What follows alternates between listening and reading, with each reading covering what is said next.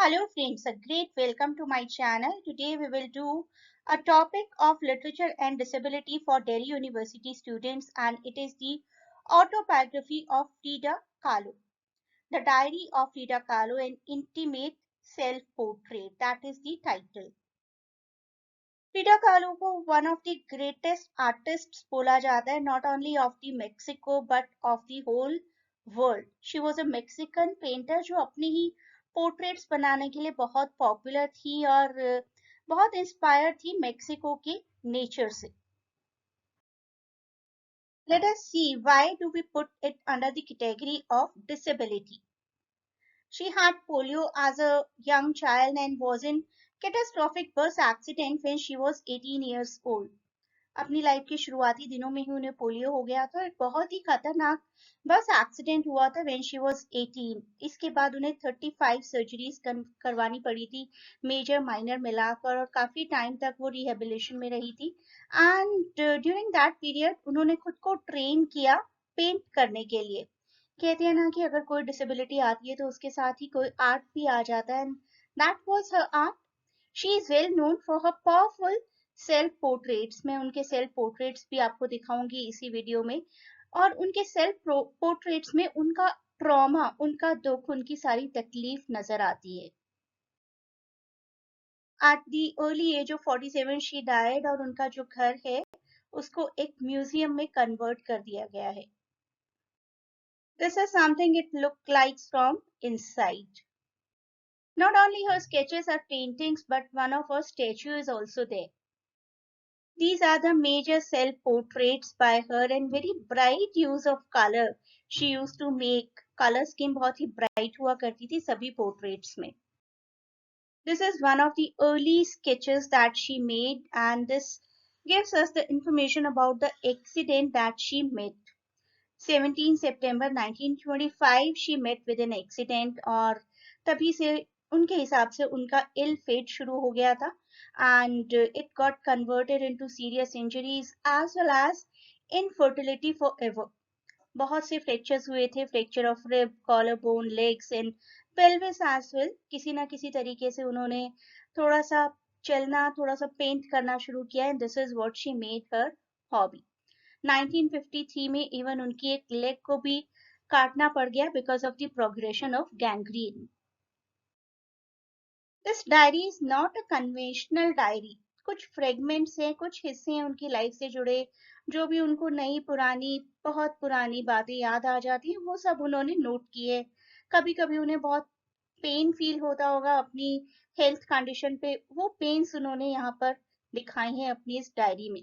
So this is not a conventional diary like what happened today, what happened on this particular day.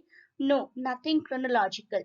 It is fragmentation of some illustration, letters, doodles created by her in last decade of her life. I want to share with you some very beautiful lines of her diary. In lines में वो कहती है कि laughter एक बहुत बड़ा gift है, very precious. Laughter से ज्यादा प्रीशियस कुछ नहीं हो सकता. और ट्रेजेडी सबसे ज्यादा रिडिकुलस थिंग है जो कि ह्यूमन बीइंग्स को मिली है. लेकिन ह्यूमन बीइंग्स अपनी ट्रेजेडी को एक्सप्रेस कर देते हैं, but she says I am sure animal suffer. लेकिन एनिमल्स को तो अपनी उस पेन को एक्सप्रेस करने का भी मौका नहीं मिलता ना, कभी भी, ना ही ओपन में, ना ही किसी क्लोज्ड एरिया में. That is why we can say कि एनिमल्स की पेन मोर रियल है, ज्यादा रियल है, क्योंकि they are not performing, they are not able to express anything.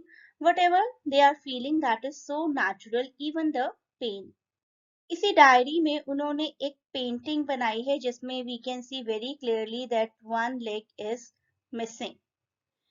Kahlo paints two disembodied feet held upon a dais and thorny vine emerged from them. कांटे निकल रहे हैं ना इस इमेज में से.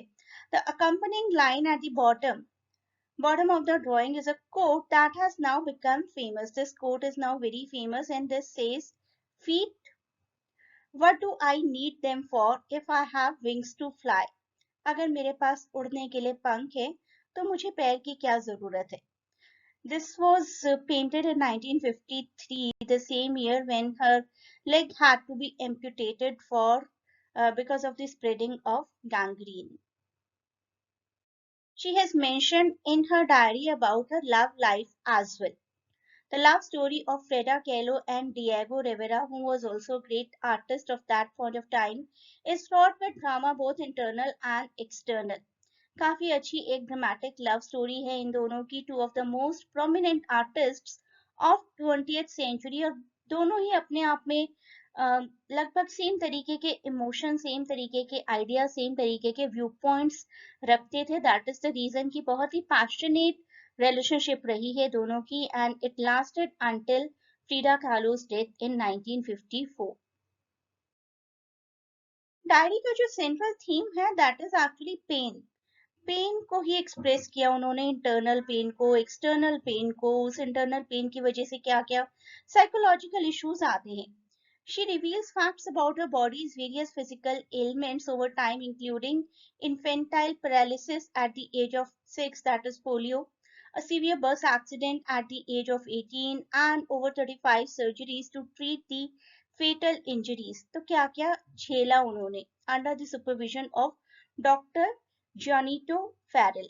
डॉक्टर के बारे में भी उन्होंने मेंशन किया है. She expresses her appreciation to her doctor for saving her life. काफी ज्यादा ग्रैटिट्यूड फील कर रही है अपने डॉक्टर के लिए, और अपने एक plastic corset kind of a garment which is wrapped around the waist. तो वो कॉर्सेट उन्हें दिया गया. It was suppose to support her back and aid in healing. क्या क्या चेंजेस उनकी लाइफ में आए, क्या क्या मेडिकल इक्विपमेंट्स उन्हें यूज करनी पड़ी, and it was actually a never ending process. It was a misery that was with her throughout her life. She expresses her desire to help the Mexican communist revolutionary movement. तो धीरे धीरे जब paralysed हुई, जब बहुत सारी surgeries हुई, तो उन्होंने सोचा कि मुझे एक रेवोल्यूशनरी भी बनना है और सोसाइटी के लिए काम करना है. मार्क्सिज्म को दैट इज द रीजन बहुत ज्यादा सपोर्ट किया करती थी, क्योंकि मार्क्सिज्म इक्वालिटी को सपोर्ट करता है at the social level. So she also wanted social equality in society. जैसे जैसे उनकी ये डायरी प्रोग्रेस करती है, उनकी ये नोटबुक प्रोग्रेस करती है, there is a discernible shift in Kalu's attitude as she falls deeper into illness and becomes more aware of her own mortality. Somebody who is going through kind of, for example, a terminal illness, उस person को शायद human being से मॉर्टल होने का सबसे ज्यादा एहसास होता होगा. During extremely stressful times, her handwriting becomes sloppy, and in some low moods, Kahlo paints very bleak pictures of rot and death. तो मूड कब किसका कैसे चलेगा, और कैसे हमारा मूड बेसिकली इम्प्रेस होता है हमारे आसपास के एनवायरनमेंट से, हमारे थॉट से, दैट इज क्लियरली विजिबल. जब उनका मूड अच्छा नहीं होता था तो उनकी मेन्यूस्क्रिप्ट में राइटिंग्स अच्छी नहीं होती थी, और उनकी पिक्चर्स भी बहुत रॉटन और डेथ थीम से रिलेटेड हुआ करती थी. The diary's final image, and probably Kahlo's life, is a chaotic tornado of color encircling an angel figure with wings. Diary के सबसे लास्ट में उनके एक एंजेलिक फिगर बनी है जिसके पास विंग्स भी हैं, सराउंडेड बाय अ टॉर्नेडो. उड़ान तो बहुत मिली, लेकिन बहुत सारी ट्रेजेडी से भरी हुई. This has been her life. I hope you liked the video, and this is really going to be helpful for your upcoming examination. Take down the important points from it, and you will be able to make a beautiful answer for your exam. A great best of luck, and please do not forget to share and subscribe the channel and provide your valuable feedback in comments.